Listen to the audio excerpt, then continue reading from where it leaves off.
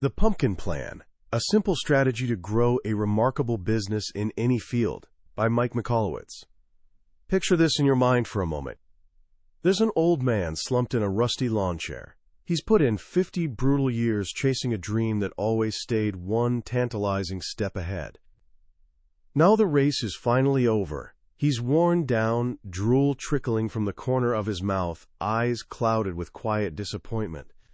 A business mentor named Frank once painted this picture for a young entrepreneur struggling to keep his head above water.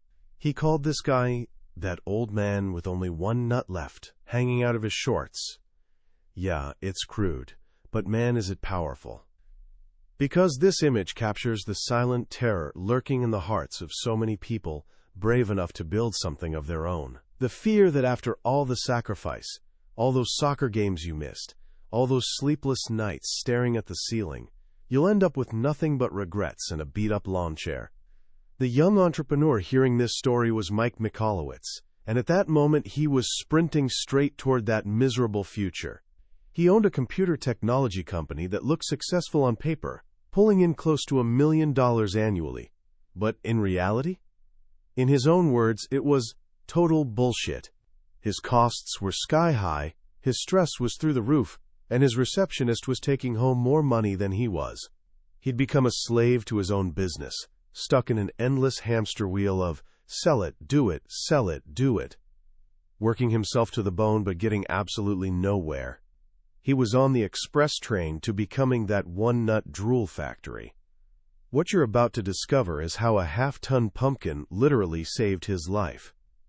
This is the story of a ridiculously simple strategy that most entrepreneurs completely overlook. By the time we're done here, you'll understand the secret formula that allows giant pumpkin farmers to grow 1,000-pound monsters, and how that exact same formula can help you build a remarkable, wildly profitable business that practically runs itself. This isn't about grinding harder, it's about working smarter. It's about learning to ruthlessly eliminate the parts of your business dragging you down, so you can nurture the parts with the potential to become legendary. This is the Pumpkin Plan. Every great journey starts with a dream, and for most entrepreneurs, that dream is massive. You see yourself as a millionaire, running a wildly successful company, living a life of freedom and impact. It's that big, vivid vision that yanks you off the couch and pushes you to do something extraordinary. That's exactly how Mike Michalowicz felt when he launched his first company, Olmec. He was young, hungry, and fueled by that classic entrepreneurial cocktail of frustration and hope. He was sick of working for a jerk of a boss, convinced he could do it better himself.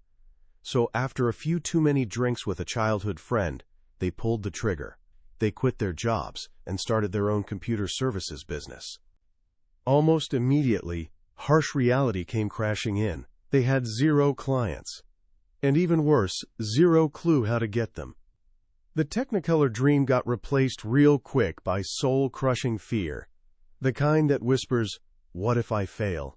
in your ear all day long.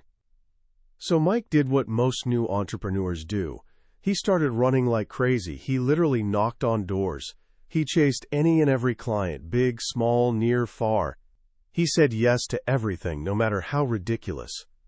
Drive 6 hours to install a computer mouse? No problem. Give you a 50% discount and let you pay me in 4 months? Absolutely. Service your ancient computer system written in a language I've never seen? Sure, why not? He ran around like a Tasmanian devil on espresso. If he was awake, he was working. He had 0 pride. He slept in clients' offices to save money. He moved his family into a tiny apartment in a retirement building where the average age was somewhere between 80 and basically dead. And weirdly enough, it sort of worked. The company started making money. Decent money, then better money. But no matter how much revenue poured in, there was never anything left over. He was still grinding from 5 in the morning to 9 at night, 8 days a week. The punishing schedule never let up. After 4 years, he was a burned-out, unhealthy wreck, with strange red splotches covering his face from the stress. To everyone on the outside, he looked like a success story. The Small Business Administration even named him New Jersey's Young Entrepreneur of the Year. A big bank offered him a $250,000 loan, but inside, he was broke, exhausted, and completely chained to his business.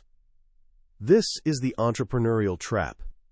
It's that place where you work harder and harder, but somehow never move forward. You're always just one big client away from making it. But that magical client never shows up, or if they do, they just drag along bigger problems. You're a hamster on a wheel, running your heart out while staying in the exact same spot. It was in this desperate state that Mike finally really listened to his mentor, Frank, the guy who warned him about the one-nut man. Frank gave him advice that sounded completely insane. He said, "You're going to have to cut your client list." Cut the client list? The very list he'd bled and sacrificed to build? It made zero sense. If anything, he needed more clients, right?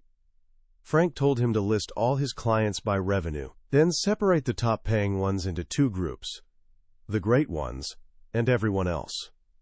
Keep the great top-paying clients, Frank said, and cut the rest. Every single one. This idea was terrifying. It felt like business suicide. Getting rid of clients felt like throwing money in the trash, killing potential referrals, destroying his security blanket. But the alternative, ending up like the one-nut guy, was even more terrifying.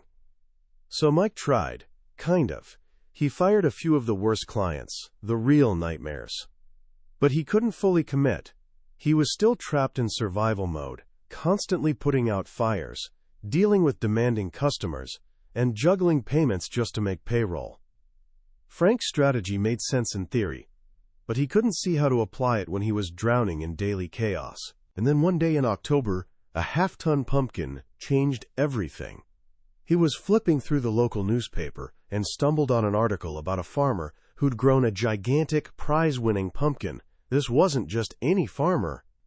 This was a geek farmer, a man obsessed with growing monster pumpkins. He'd dedicated his entire life to it, and in the picture he was grinning like he'd won the lottery, sitting next to the biggest pumpkin Mike had ever seen. How in the world did he pull that off? The article laid out a simple, 7-step process. Step 1. Plant promising seeds. You can't grow a car-sized pumpkin from a regular seed. You need special seeds from previous champions. Step 2. Water like crazy. Give them everything they need to get started strong. Step 3. As they grow, remove all the diseased or damaged pumpkins. The weak ones have to go early. Step 4. Weed like your life depends on it. Anything that isn't a pumpkin plant is stealing nutrients and sunlight. You have to be ruthless. Step 5. When the pumpkins get bigger, identify the strongest, fastest growing ones. Then you do something that sounds crazy. You kill off all the other, less promising pumpkins. You leave only one pumpkin on each vine. Step 6. Focus all your attention on that one giant pumpkin. Nurture it around the clock. Guard it like your most prized possession. Step 7. Watch it grow. In the final days, it grows so fast you can actually see it happening. As Mike read this, it was like getting struck by lightning. This wasn't just about growing pumpkins. This was the secret formula for massive entrepreneurial success. This was the missing link, the path from where he was stuck to where he desperately wanted to be. He immediately translated the steps into business terms. Step 1. Identify your biggest natural strengths. That's your prize-winning seed. Step 2. Sell like crazy. That's the watering. Get as many clients as you can in the beginning. Step 3. As your business grows, fire your small-time nightmare clients. These are the diseased pumpkins. Step 4. Weed out distractions. These are the shiny new opportunities that pull you away from your core focus. Step 5. Identify your top clients, the strongest pumpkins, and then fire the rest of your less promising clients. Step 6. Focus all your attention on your top clients. Nurture them, protect them. Find out what they want more than anything, and deliver it. Step 7. Watch your company grow to giant size. This simple metaphor made everything crystal clear. The fear-driven strategy of saying yes to everyone was actually stunting his company's growth. He was spread way too thin, wasting energy on clients who drove him crazy and would never make him rich. By serving them, he was stealing precious time and energy from the clients who actually could make him rich. He wasn't weeding, he was barely watering his best clients. He was just constantly throwing more seeds on the ground, crowding everything out and creating chaos. Success, he realized, isn't a numbers game. It's a quality game. If he wanted his business to tower over the competition, he had to become a freaky, obsessed pumpkin farmer. He had to find the courage to cut away the weak to make room for the strong. This time, he committed fully. He and his partner followed the pumpkin plan for real. And almost immediately, everything became easier. Their top clients felt like rock stars. Their employees were happier. Their bottom line started climbing. And for the first time in years, Mike actually felt like a real entrepreneur. The core idea of the pumpkin plan is this: ordinary pumpkins are always forgotten. Only the giant pumpkin draws a crowd and becomes legendary. The same is true for your business. The average ones are left to rot in the field.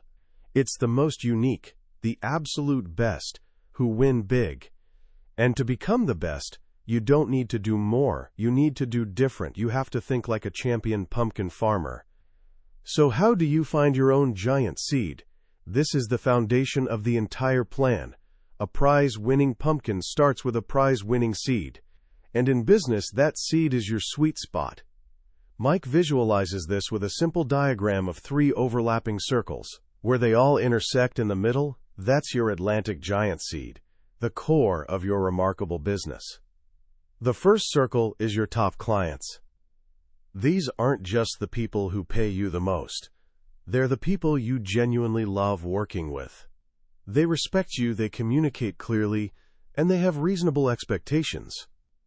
If you were stranded on a desert island and could only bring one client with you, who would it be? That's your top client. These are the people who just get you. The second circle is your unique offering. This is what makes your business different from everyone else. It's not just what you sell, it's how you sell it. It's the combination of your unique talents, your experience, and your core approach to business. A key part of this is what Mike calls your area of innovation, or AOI. You can't be the best at everything. You have to choose one arena to dominate: quality, price, or convenience. Think about Mercedes. They don't compete on price. They compete on quality. Think about Walmart. They don't compete on quality, they compete on price. And think about McDonald's. They're not the cheapest food, and they're definitely not the highest quality. They compete on convenience. You have to pick your game. Your unique offering is the blend of your chosen AOI and your personal strengths, the things you do effortlessly and actually enjoy doing. The third circle is systematization. This is your ability to create repeatable processes for everything you do. A real entrepreneur, as Frank said, is someone who builds systems that allow other people to do the work. If your business depends on you doing everything, you can never scale it. You'll be forever trapped. Systematization is what allows you to take a 4-week vacation and know that your business will not only survive, but actually thrive without you. Your giant seed, your sweet spot, is where these 3 circles overlap. It's the unique service you provide to your best clients through a repeatable system. Any other combination leads to problems. If you have top clients and a unique offering but you can't systematize it, you're trapped trading hours for dollars. You'll make decent money, but you'll never have any time. This was Eric, the race car driver, always glued to his phone, a slave to his own expertise. If you have a unique offering that's easy to systematize but nobody actually wants it, meaning you have no top clients, well, you're just screwed. You've built a beautiful solution to a problem that doesn't exist. And if you're working with your top clients and have great systems but your offering isn't unique, the competition will crush you on price every single time. There's nothing stopping them from copying you. The goal is to find that powerful intersection and then build your entire business around it. This means you have to be brutally honest with yourself about who your best clients truly are. This isn't a popularity contest. It's a strategic analysis. Mike created a tool for this called the assessment chart. You start by listing all your clients in order of revenue, highest to lowest. But revenue is just the starting point. Next, you create columns for critical qualifiers. Do they pay on time? Do they give you repeat business? Do they have potential for future growth? Do they communicate well? And here's a crucial one. When you make a mistake, do they let you fix it and forgive you? Or do they hold it over your head forever? You grade each client on these factors. But there's another layer, a deeper one. You have to evaluate them against what Mike calls your immutable laws. These aren't just nice company values. These are the unbreakable rules that define who you are. They're the essence of your character. For Mike, one of his immutable laws is no jerks allowed. Life's too short to work with rude, arrogant people. Another is blood money, meaning he treats every penny with respect and doesn't spend unnecessarily. Your best clients, your true top clients, are the ones who share your immutable laws. You just click, everything flows easily. When you work with people who are out of alignment with your immutable laws, it creates friction, stress, and hidden costs. They drain your energy and your bank account. The assessment chart forces you to see the uncomfortable truth. The clients bringing in the most money aren't always your best clients. The ones who are difficult, who don't respect you, who don't share your core principles, they're the diseased pumpkins. They're sucking the life out of your business, and they absolutely have to go. And this brings us to the hardest but most liberating part of the plan, the kill. Pumpkin farmers know that to grow a giant you have to be merciless. You can't feel sorry for the little pumpkins. You can't think, maybe it'll grow big someday. You can't keep them around just because they make the patch look fuller. You have to kill them. Fast. In business, this means firing your bad clients. And not just the ones who make you cringe. It also means firing the ones who just aren't a good fit. You might be tempted to skip this step, to think, I'll just focus on nurturing my good clients, and the bad ones will eventually drift away. But it doesn't work that way. As long as those rotting pumpkins are connected to your vine, they're stealing time, money, and energy that should be flowing to your champions. You have to kill first, then nurture. Consider the story of John Shaw, a solar panel installer in a small Colorado town. His market was completely saturated, with 5 pages of competitors in the phone book. He was working himself to death, leaving home before sunrise and getting back long after dark, becoming a stranger to his own family.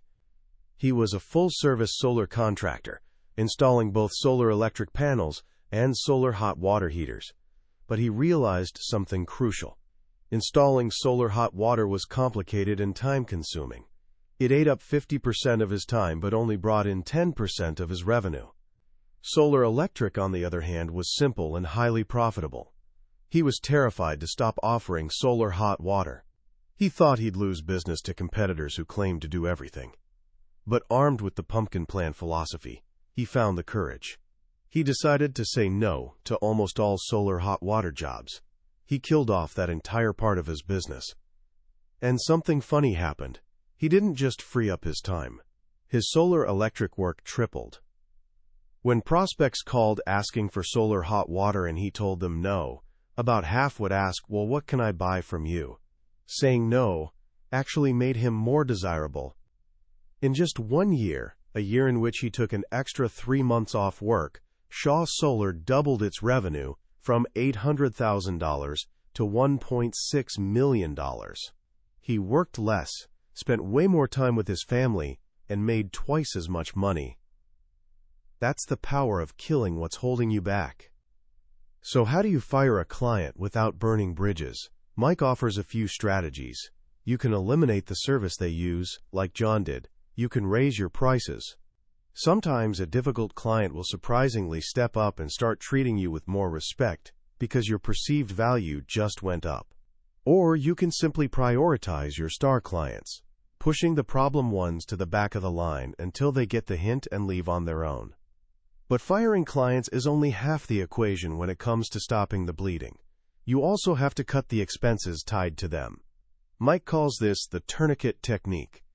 Cash is the lifeblood of your business, and bad clients are like open wounds, bleeding you dry. When you fire them, You must also eliminate all the costs you racked up just to keep them happy. That fancy showroom you rented to impress that one difficult client? Get rid of it. That extra staff member you hired just to handle their constant demands? You have to let them go. This is brutal, but absolutely necessary. You have to love your business more than you love the people and things you've accumulated around your worst clients. The story of Athelia Woolley and her dress company, shabbyapple.com, is a brilliant example. The fashion industry has a standard playbook: hire a publicist, get a showroom, and spend a fortune on advertising. Athelia had no money for any of that. Instead, she identified her top clients, women in their 30s with small children who read blogs. So she focused all her marketing efforts there, sending free dresses to bloggers. It cost her almost nothing and was wildly effective. By focusing obsessively on her top clients, she was able to eliminate the $250,000 a year in expenses that her competitors considered mandatory. She didn't follow the standard curve. She created her own. Once you've cleared the patch of weeds and diseased pumpkins, it's time to nurture your giants. This is the fun part. This is where you go from surviving to thriving. It starts with something called the wish list. This is where you interview your top clients. But you don't ask them, "How can I serve you better?"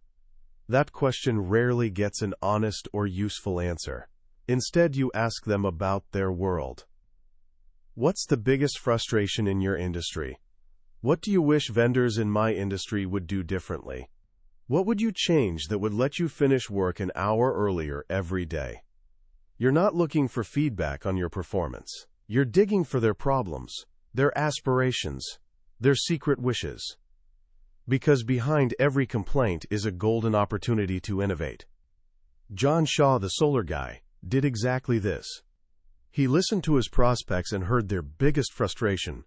They couldn't afford the upfront cost of installation, even with government rebates. So he came up with a solution. He started offering temporary loans to cover the rebate amount.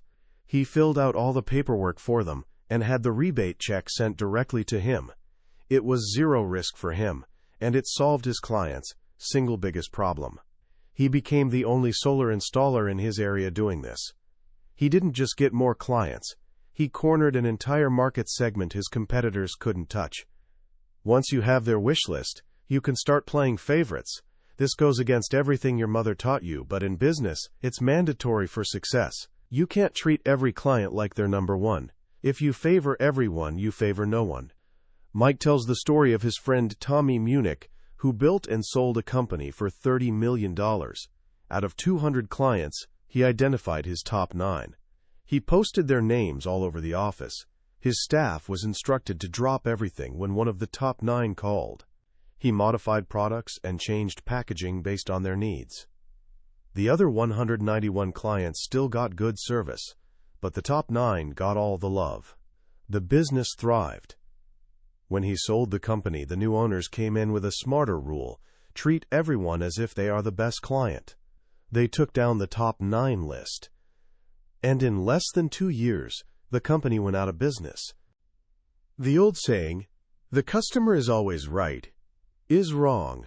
The truth is, the right customer is always right. And you should do everything in your power to serve them exceptionally well. A powerful way to do this is with a technique called under-promise and over-deliver, or UPOD. When a client asks for a timeline, figure out how long it will actually take. Then add a 10% buffer. If you can get it done in 5 days, tell them it'll take 6. Then deliver it in 4. The psychology is simple but profound. You've turned a standard transaction into a delightful surprise. You've wowed them. The key is doing this consistently, but not predictably. Over-deliver about 90% of the time. The other 10%, deliver exactly on time. This prevents your over-delivery from becoming the new baseline expectation. As you nurture your top clients, you'll find your business starts growing faster than you can handle alone. This is where most entrepreneurs get stuck again. They can't let go. They think no one can do the work as well as they can. And this is where you have to make the leap from being a doer to being a builder. You have to systematize. Mike calls this the airline safety card method. Think about that laminated card in the seat pocket in front of you on an airplane. It has to be understood by everyone. Kids, adults, people who don't speak the language, people who can't read. And in an emergency, they have to be able to execute the instructions perfectly. It's a masterpiece of simple, effective system design. Your business systems need to be that simple and clear. You have to break down every critical task you perform into easy-to-follow steps that anyone on your team can execute. This is tedious, painstaking work. It might take you 10 hours to build a system for a task that takes you 10 minutes to do yourself. But once that system is built, you never have to do that task again. You've invested 10 hours to save hundreds of hours in the future. You've essentially cloned yourself. But what about unpredictable situations? You can't create a system for absolutely everything. This is where you empower your team with a thinking system. Mike developed the 3 questions that every employee should ask before making a decision. Question 1. Does this decision better serve our top clients? Question 2. Does this decision improve or maintain our area of innovation? Question 3. Does this decision grow or maintain our profitability? The answer must be a definite yes to all 3, in that exact order. If not, the answer is no. This simple framework allows your team to think like you, to make smart decisions without you, and to always keep the business moving in the right direction. When you combine a maniacal focus on top clients with ruthless weeding and powerful systems, something magical happens. You don't just get more clients. You start attracting a very specific type of client. This is where you can use a strategy Mike calls tapping the vendor well. The logic is beautifully simple. Your best clients, the ones who get you, also have relationships with other vendors they love. And those vendors probably have other top clients who are a lot like yours. You already have something powerful in common, a mutual, happy client. Mike did this with his company, Olmec.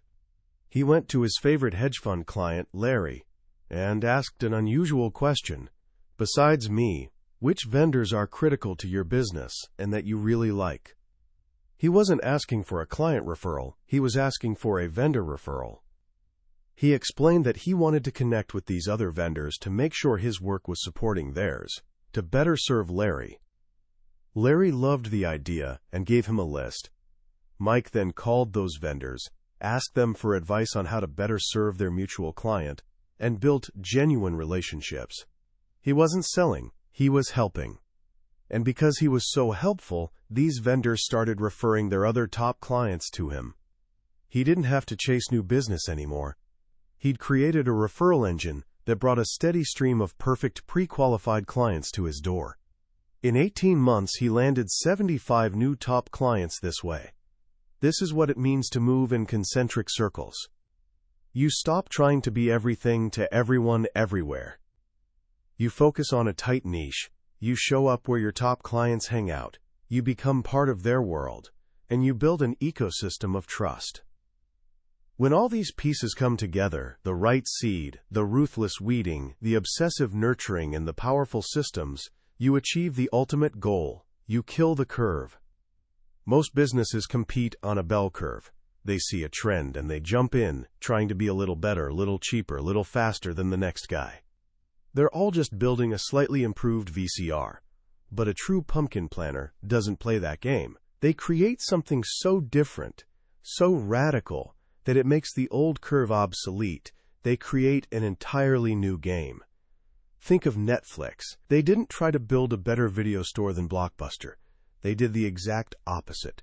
No store, no per-movie fees, no late fees. They killed Blockbuster's curve by creating a completely new one.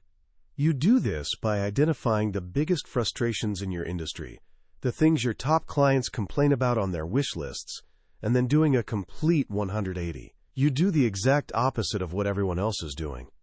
Or you put an est on what you do. You become the fastest, the cheapest, the slowest, the simplest, the most luxurious. You become an extreme. There's no competing with the est. you're in a league of your own. This is the journey of the pumpkin plan. It's a progression, a season of growth, and like any season, it eventually comes to an end. Pumpkins don't last forever. Even the giants eventually rot. And that's why the final lesson is to always be thinking about the next season. Once your business is big, strong, and running on autopilot, you have to extract a seed from that giant pumpkin and get ready to plant a new one. This might mean evolving your business into a new niche, starting a new curve, or even selling your company and starting fresh. Success breeds success. Once you know the formula, once you've experienced what it feels like to grow a giant, you can do it again and again. From a burned-out, stressed-out guy with red splotches on his face to a successful multi-millionaire entrepreneur who sold 2 companies and now helps others do the same, Mike Michalowicz's story is living proof that this simple, nature-inspired strategy actually works. Now it's your turn. As we wrap up our journey through the pumpkin plan, what strikes me most is its profound and counterintuitive simplicity. We live in a world that screams, more, faster, harder. We're taught that success is about addition, more clients, more products, more hours. But the core lesson here is that extraordinary growth often comes from subtraction. It's about having the courage to prune, to cut away, to say no, not just to the bad, but to the good enough, in order to create space for the truly great. It's a philosophy of less, but better. It's about laser focus. This isn't just a business strategy, it's a life strategy. We all have diseased pumpkins in our lives, commitments, habits, even relationships that drain our energy and hold us back from what we're truly capable of. The pumpkin plan gives us permission to identify them and the courage to remove them. The second powerful idea is the shift from being the hero to being the guide. So many entrepreneurs are trapped by their own competence. They're the star player, the one who has to make every shot. But you can't build a legendary team that way. The real work, the work of a true leader, is creating the systems, the airline safety card, that allow others to perform brilliantly without you. It's about moving from doing the work to designing the work. That's the path to real freedom. So how can you start applying this today in a small way? First, I want you to perform the one nut guy test. Just ask yourself honestly, am I on the path to becoming that person Frank described? Is your work draining the life out of you? Is your dream turning into a nightmare? Just acknowledging the truth of your situation is the first, most powerful step toward changing it. Second, try a very simple version of the assessment chart. Tonight, before you go to bed, grab a piece of paper. On one side, write the name of the one client or customer who, when they call, makes your day better, the one you genuinely enjoy helping. On the other side, write the name of the one who makes your stomach turn, the one you dread hearing from. Just look at those 2 names. Don't do anything else yet. Simply acknowledging the difference in the energy they bring to your life is the beginning of wisdom. And finally, tomorrow I want you to ask for advice. Call that favorite client, the one whose name made you smile, but don't ask for a referral. Don't try to sell them anything. Just ask them one simple question. Putting my company aside for a moment, what's the single most frustrating thing about my industry as a whole? And then just listen. Don't defend, don't explain, just listen carefully. You'll be amazed at the treasure you uncover. Growing a remarkable business and a remarkable life isn't about some complex, secret knowledge. As Mike Michalowicz discovered, the blueprint is right there in nature. It's about planting the right seeds, having the discipline to weed out what doesn't belong, and pouring all your love and energy into what has the potential to become truly magnificent. It's not about working harder, it's about growing smarter. That was a summary of The Pumpkin Plan by Mike Michalowicz. We've covered the core strategies today, but I'll be honest with you, a summary can only take you so far. The real magic happens when you hold the book in your hands. It's in those quiet moments, when a particular story or a simple phrase connects with you in a way you didn't expect. This podcast is here to help you decide if this book is worth your time. If anything we've talked about has sparked something in you, I encourage you to grab a copy. Reading it isn't just about learning business tactics. It's an experience that can genuinely change the way you see your work and your life. The link to the book is in the description. Also, if you found this journey valuable, please take a moment to like this episode and subscribe to the channel. It lets me know that this work is making a difference, and it ensures you won't miss our next exploration into another life-changing book from the billionaire's bookshelf. Let's keep growing together.